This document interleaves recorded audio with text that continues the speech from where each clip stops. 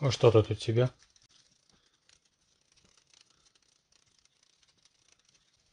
Пошли на улицу. Ладно. Пошли.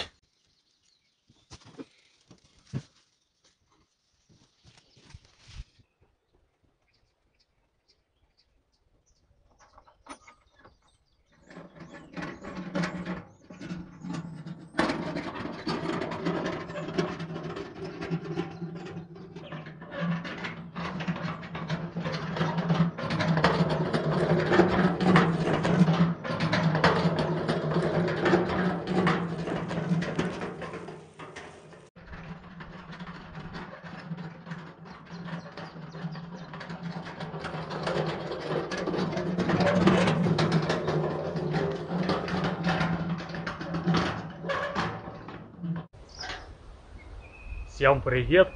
Наконец-то закончил уборку в саду. Когда ветки были разбросаны по всему саду, их казалось не так уже и много, а в итоге получилось практически 6 вазов дров, да и 2 большие кучи хвороста. Что с ними делать, придумаю попозже, главное было убрать до того, как трава начнет расти. Те, которые были по суше, сразу спалил и добыл немного минеральных удобрений для огорода, ну а заодно и сжег мусор от старых ульев. Доски покрепче откинул, порежу потом на дрова. Смотрите, какой толщины были улики. Сантиметров 10. Не то, что те, которые сейчас сделал 3,5. Своих пчел не стал пересаживать в них. Еще не было благоприятных условий. Несколько дней было там хорошая солнечная погода и температура до 26 градусов. А сейчас вон опять задождило и похолодало. Хорошо, что не стал тогда суетиться. Как раз что-то цвело, и за то время пчелы успели натаскать и пыльцы, и нектара для дальнейшего разбития семьи. Лазил к ним в улей, смотрел, так еще первый расплод запечатанный. А следовательно, у них нет подходящей рабочей силы, чтобы осваивать новые соты. Поэтому решил отложить это дело до роевого состояния. К тому времени они будут готовы на все и уже сидят на чемоданах. Да к тому же к этому времени уже и взяток будет хороший, будет у них корма для активной стройки. Да и погода, может быть, нормально восстановится. Смотрел прогноз на ближайшие 10 дней, так передаю, что будет дождливо и температура не выше 10 градусов, а ночью и вообще заморозки. На яблонях и грушах бутоны, и через несколько дней сады зацветут. А если будет так холодно, то цветочки замерзнут, пчелы их не опылят, и скорее всего будет слабый урожай и фруктов, и меда. Вон уже клены активно цветут, и сливы. А скорее всего нектар не выделяют из-за холода. Не видел, чтобы на них пчелы летали.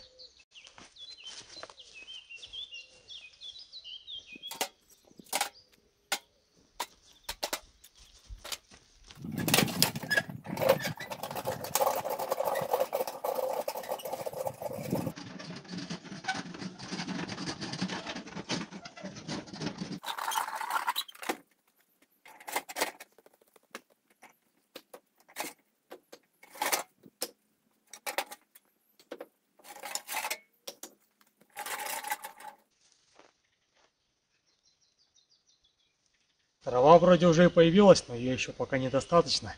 Как раз и сено закончилось для кроликов. Поэтому один тек раскатал. Ну, вроде бы колхозу уже он не нужен, раз не приезжали забирать. А тут они уже испортились. Он раскатал где-то треть только нормально, а остальное уже подгнило. Ну, как раз, может быть, до травы и дотяну.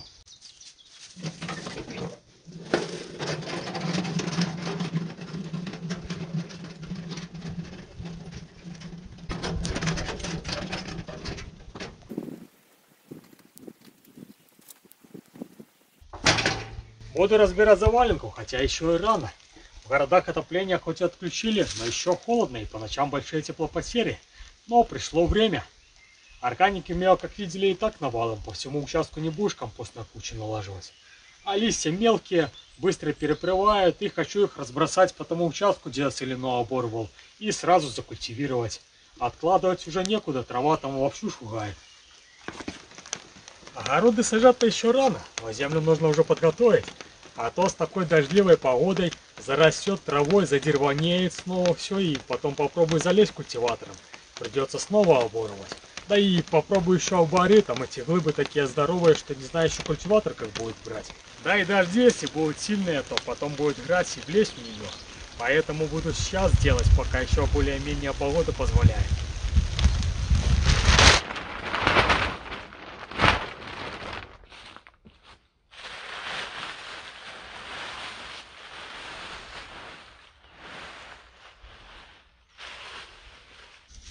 Неплохой вид. Листья практически в таком же состоянии, как и тогда, когда я их засыпал. Хотя делал это довольно поздно. В начале ноября была уже высокая влажность, и они не успевали нормально подсохнуть за день. А многие писали в комментариях под тем видео, что дом сгниет. А они за полгода практически и не изменились. Ну, все же технология проверена десятилетиями, если не столетиями. Только что я ее немного модернизировал под современные материалы. По идее, можно было заваленку сейчас не разбирать. Еще бы один сезон точно бы прослужило. Ну а там бы уже, скорее всего, начала бы пленка разрушаться от ультрафиолета. Ну а оставлять ее нет необходимости. К зиме появится новый материал, более свежий, а этот за это время превратится в хорошее удобрение.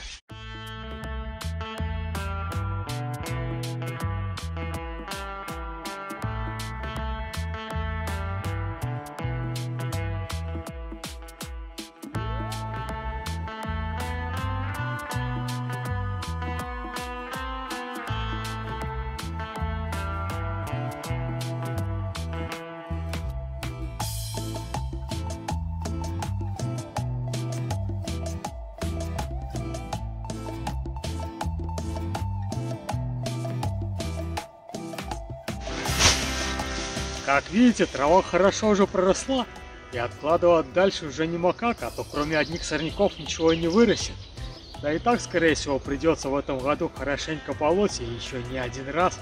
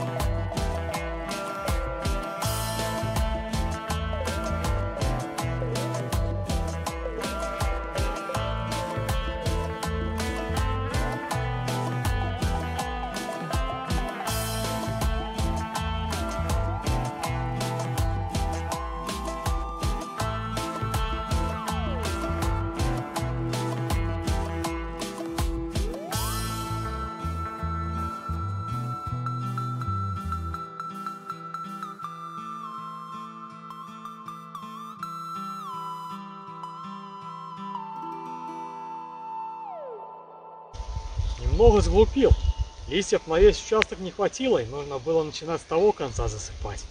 С этого-то кустами каждый год добавляется.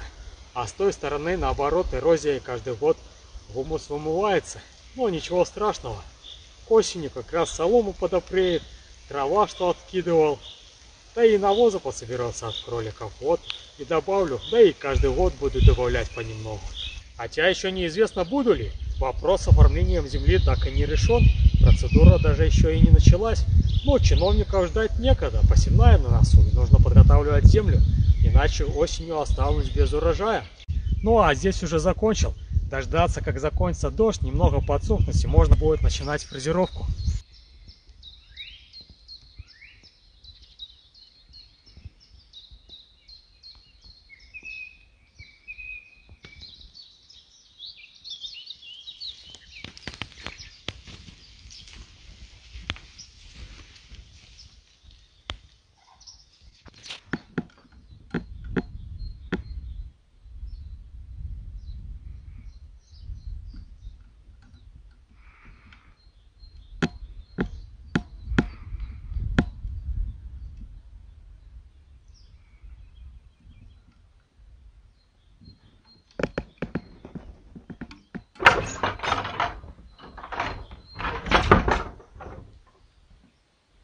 Но сегодня погодка получше, передает без дождя, можно будет продолжить заниматься огородами.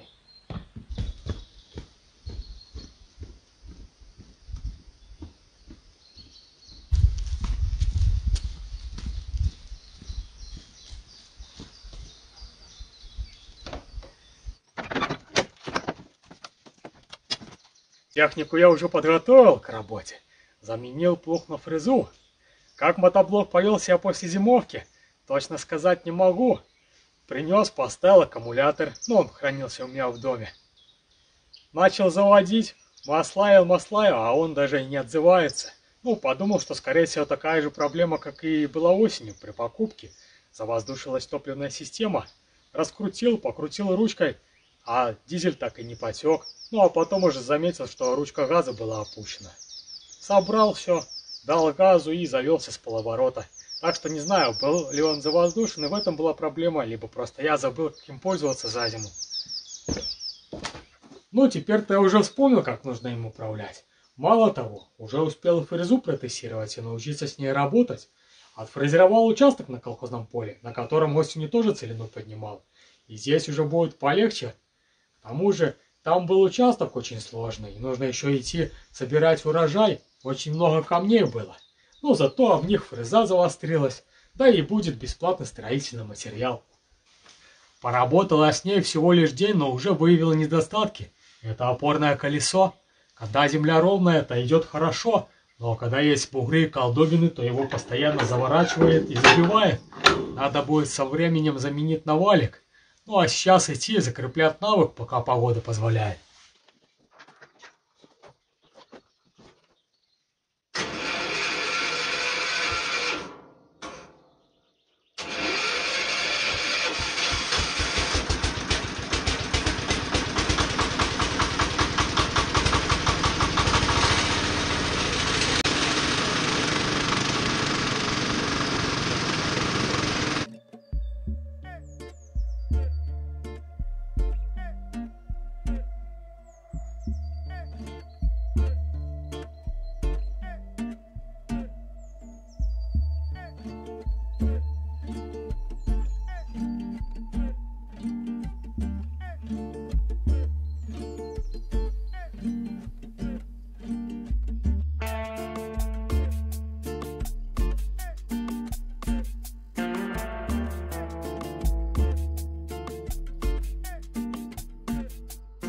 Сюда доехать только квест.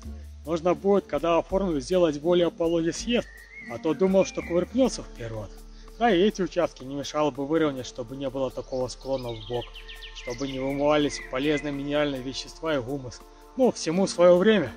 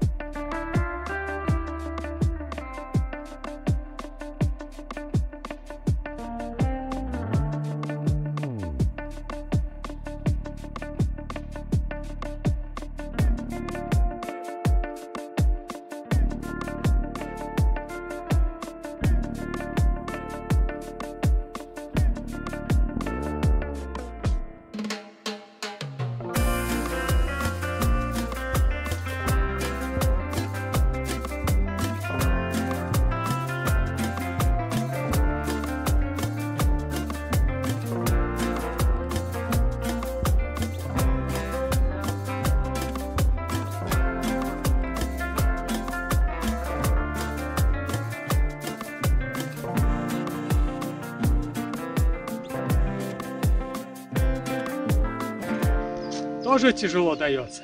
Но не из-за большого количества камней, как на том участке, а из-за больших кусков дернины, которые вообще ни капельки не перепрели. Но ничего, справлюсь. На том участке тоже были по краям такие. А за несколько проходов одолел. Здесь еще добавляет сложности большой уклон в бок. Но ничего, трудности только закаляет. Первый проход прошел, сантиметров 5, бугри сбил и уже не будет так его бросать в стороны и стягивать. Там по краю вообще боялся, чтобы не навернуться. Его кидало в сторону по этим кочкам. Там первый раз самый ухабистый. Ну или чтобы его не дернуло и меня не скинуло. А обрыв высотой где-то 1,20 м, 1,40 м. Нужно было сначала там пройтись, спушить, чтобы помягче было на всякий случай. Ну а здесь еще раза два пройти с постепенным погружением. И по идее достаточно будет. По крайней мере на том участке хватило. Ну и еще остался кусочек нетронутой целины. Попробую его профрезеровать. Там я с осени замульчировал половину толстым слоем листьев, чтобы дереванина немного подпрела за зиму. Ну, посмотрю, как оно будет. Может быть, даже и не нужно будет вообще оранка по целине, а достаточно будет таким методом. Проэкспериментирую. Фреза все же уже прошла обкатку, не так страшно. Если погода, конечно, позволит сейчас это сделать. Что-то затянуло, хоть и не передавали, и градинки падают. Ну, в принципе, синоптики-то не обманули. Дождя-то нету.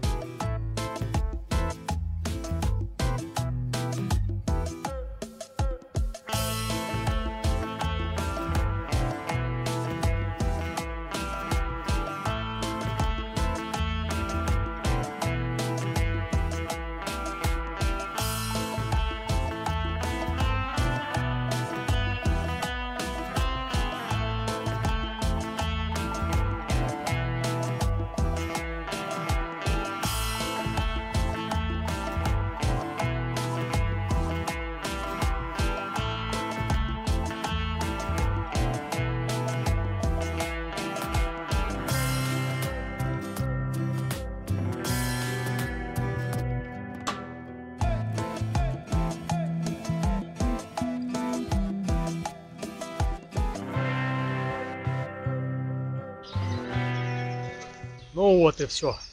Верхняя часть огорода спарадкована. В принципе, целину можно поднимать и фрезой. Только проходить ее не за 3 раза, как здесь после оранки, а за 5. Как видите, внешне сейчас практически ничем не отличается. Ну, попозже, конечно, будет отличие. Скорее всего, здесь будет сорняков побольше, так как здесь перед зимой оборвалось и некоторые корни поотмерзали. Различий между замульчированной и нет целиной практически не было. Только первые 2 прохода, там где были листья, так оно легче шло. Ну а дальше уже грызло одинаково. Но я думаю, если в начале мая зеленую траву замульчировать, то как раз к осени за полгода она загорится и намного лучше перепреет. Надо будет попробовать на каком-нибудь участке. А так работать вообще с фрезой легко, мне понравилось. Ходишь за мотоблоком, чуть-чуть его подравниваешь, чтобы аккуратно было. Но только что самый первый проход было сложно. Мотоблок кидало туда-сюда и нужно было ловить его постоянно. 7 потов сошло, 2 раза ходил, майки менял. Ну и 1 раз, когда крайний раз прогонял, думал, штаны придется поменять. Ну и еще раз вспотел перед последним проходом, когда пришлось лопатой помахать. Не, камень-то небольшой, я его быстро достал. А пробежался, пораскидывал кучи и позакатывал ямы, чтобы за последний проход все на одинаковую глубину профрезеровать. На такой случай было бы неплохо бараной либо культиватором пройтись и выровнять здесь участок. Но чего нет, того нет, хотя в ближайшее время пригодится. На том колхозном поле, что зафрезеровал, собирая зерновые сеять. А без бараны зерно не получится закрыть. Ну, придумаю попозже. Да и на сегодня уже хватит. Как говорится, утро вечера мудренее. Ну а завтра займусь уже тем участком нижним.